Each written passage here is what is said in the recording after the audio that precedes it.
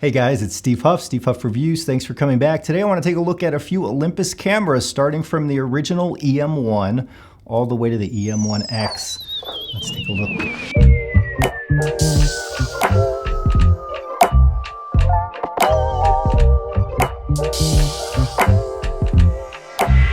Alright guys, I hope everybody's been doing good during this crazy time in the world. No matter where you are in the world, you have felt the effects and are still feeling the effects of the coronavirus.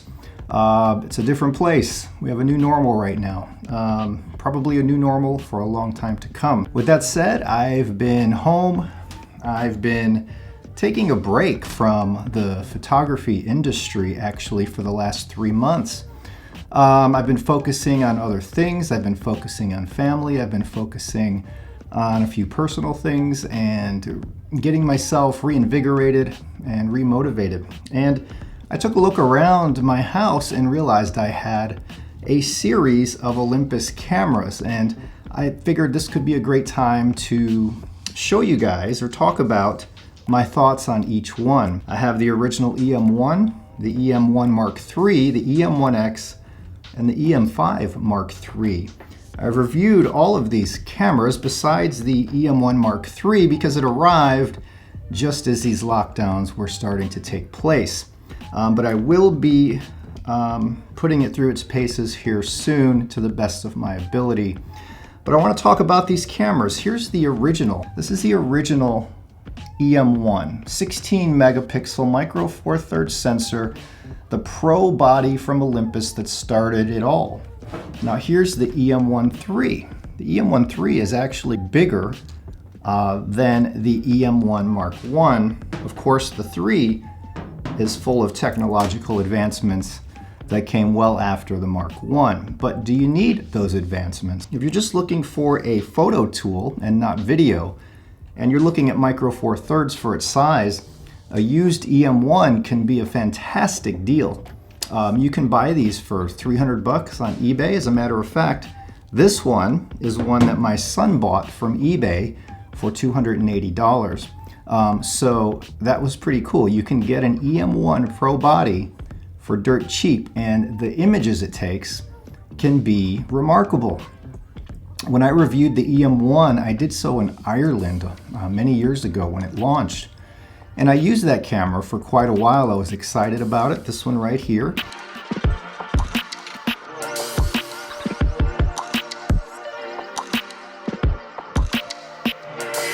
All right, so the EM1, which is right here, is a 16 megapixel camera, micro four thirds sensor.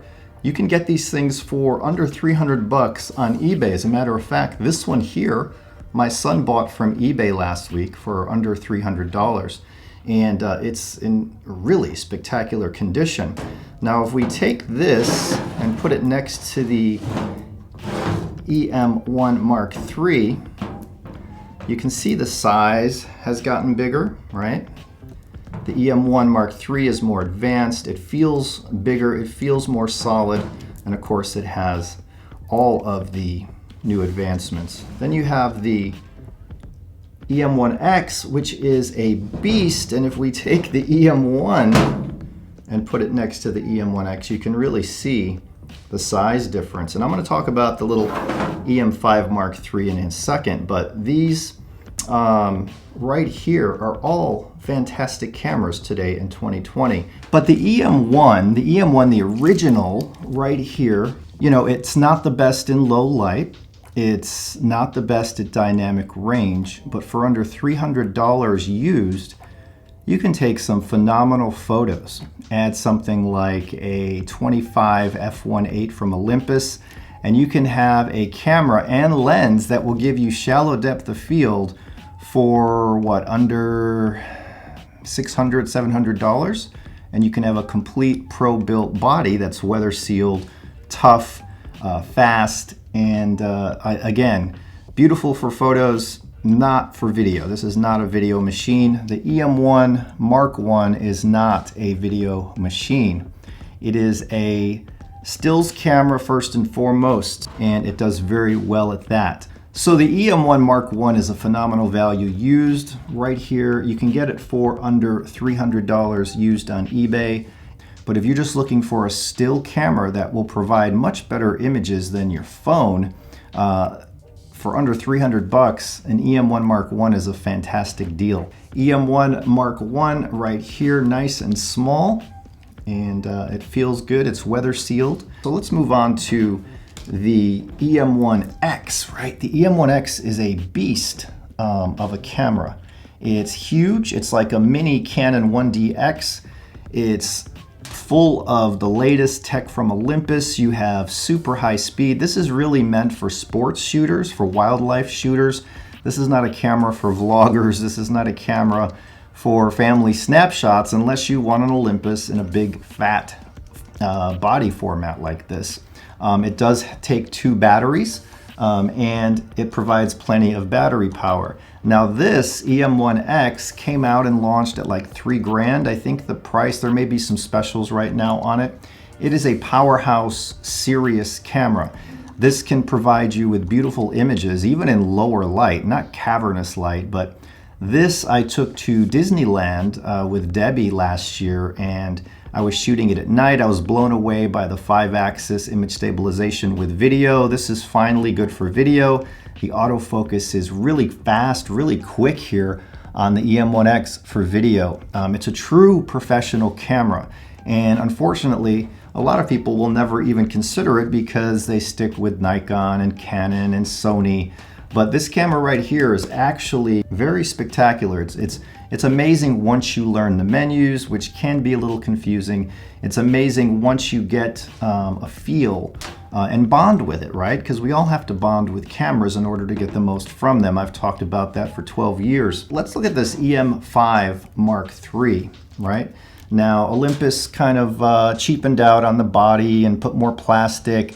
But I was up in Moab, Utah testing this a while back, and it doesn't seem that long ago, but it does seem long ago now. But man, I had so much fun with this camera. And for me, this EM5 Mark III is truly spectacular. I think it's one of the best cameras in their lineup. The color is astonishing. The sharpness is beautiful. I was getting images from the EM5 Mark III that I thought looked better than what was coming out of my Sony at the time and even the Canon at the time. The crisp files, the color, the beautiful video, the 5-axis image stabilization. No, it's not built to a level of these cameras here, but for the money, this is a gorgeous little camera, and it stays true to form of Micro Four Thirds, right? Remember when they started, they weren't talking about cameras like this. It was more like this, the beauty in small, the beauty in keeping it simple. Less is more, even though this is packed with amazing technology. This is a camera that I still highly recommend today, just for its beautiful image quality, its beautiful color. This has great dynamic range as well. This is one of the better cameras from Olympus, 20 megapixel. Here's the kicker, it uses the same sensor as what's in the professional EM1X. Same sensor, 20 megapixels. Same sensor in the EM1 Mark III, 20 megapixels. And they all provide stunning image quality. So if you talk about lenses with these cameras, Olympus has one of the finest lens lineups that you can find. Sure, Sony has an amazing lens lineup as well that they've built over the last few years.